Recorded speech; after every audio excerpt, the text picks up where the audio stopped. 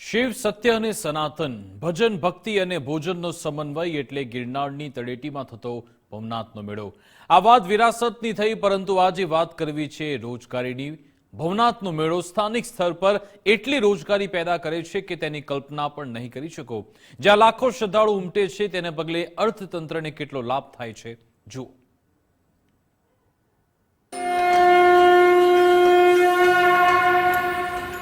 દુનિયામાં ગિરનાર મોટું રે કે દુનિયામાં ભવનાથ રે મોટું રે જાલે અમે મહિનામાં નથી કરી શકતા, અમે 5 દિવસમાં કરી શકીએ છીએ। આ વિકાસથી વિરાસત બરાબર છે, મોદી સાહેબનું વિઝન પ્રમાણે થાય છે। મોદી સાહેબે એટલી સુવિધા કરી કે 60 વર્ષનાઓને બસ સ્ટેન્ડ થી બસ વાઘેશ્વરી સુધી મળે છે। રોજગાર માટે સારામાં સારું છે ને જુનાગઢની જીવાદોરી સમાન મેળો છે।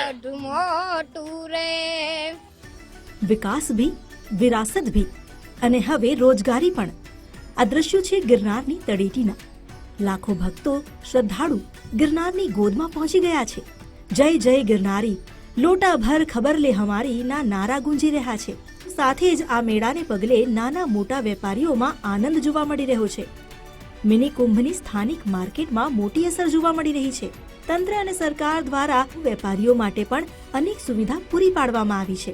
આ વખતે એક નિર્ણય સારો લીધો, હર્ષ સંઘવીભાઈ આવતા હતા, બરાબર છે, એમને એક નિર્ણય સારો લીધો કે પબ્લિકોને સરળતા રહે એ માટે કે અમને વાહનોને અવર જવરની ઓછું કરી નાખ્યું, બરાબર છે। ત્યાંથી માણસો ચાલીને આવે છે રાહદારો, તો બધા લોકો જોવે છે અને બધું જોતા જાય ફેસિલિટી બધા માણસોને શાંતિથી અને બધાને એક સરકાર રાખ્યા છે।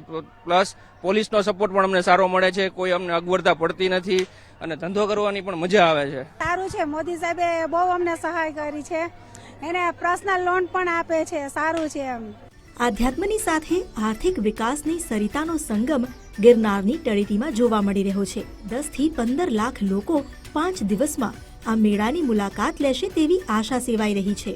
कोटी बेचने आए हैं भवनाथ में, हर साल आते हैं, अच्छा चल रहा है, सरकार की व्यवस्था अच्छी है, धंधा अच्छा होता है, रोजगार बढ़िया है, ऐसे ही चला रहा तो काम अच्छा रहेगा।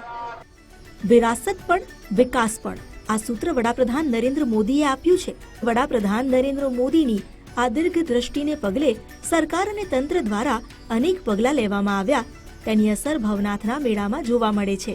यहाँ गुजरात जैसी सुविधा कहीं नहीं है और मोदी साहब का जो विजन है कि छोटे व्यापारियों के लिए जो वो आर्थिक सहायता देते हैं वो भी बहुत अच्छा काम कर रहे हैं। ભવનાથનો મેળો સ્થાનિક અર્થતંત્રમાં 100 થી 150 કરોડનું બૂસ્ટ આપે તેવી સંભાવના છે। સરકાર તરફથી સહયોગ મળે તો આ વેપારીઓ મળીને આર્થિક દ્રષ્ટિએ અનેક કીર્તિમાન સ્થાપિત કરતા હોય છે। અમે અહીંયા 26 વર્ષથી મેળા કરીએ છીએ અને 26 વર્ષમાં દિવસે દિવસે વિકાસ થયો છે ભવનાથનો। અને અત્યારે સારામાં સારા પહેલા 2-4 લાખ માણસ આવતું, અત્યારે 12-15 લાખ માણસ આવે છે। રોજગારીમાં 100% સારામાં સારો ફેર પડે છે।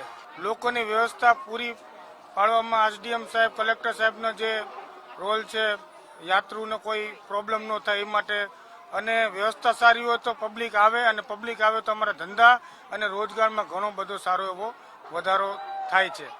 તો આ વખતે જે મોદી સરકાર, જે રાજ્ય સરકાર દ્વારા જે મિની કુંભનું જે આયોજન થયું છે, ખરેખર સરસ છે। મેળા દરમિયાન પ્રવાસન અને સ્થાનિક વેપારને વેગ મળે છે। લાખો યાત્રાળુઓના આગમનને કારણે હોટેલ્સ, ગેસ્ટ હાઉસ અને પ્રવાસન સાથે જોડાયેલા લોકોને પણ રોજગારી મળે છે।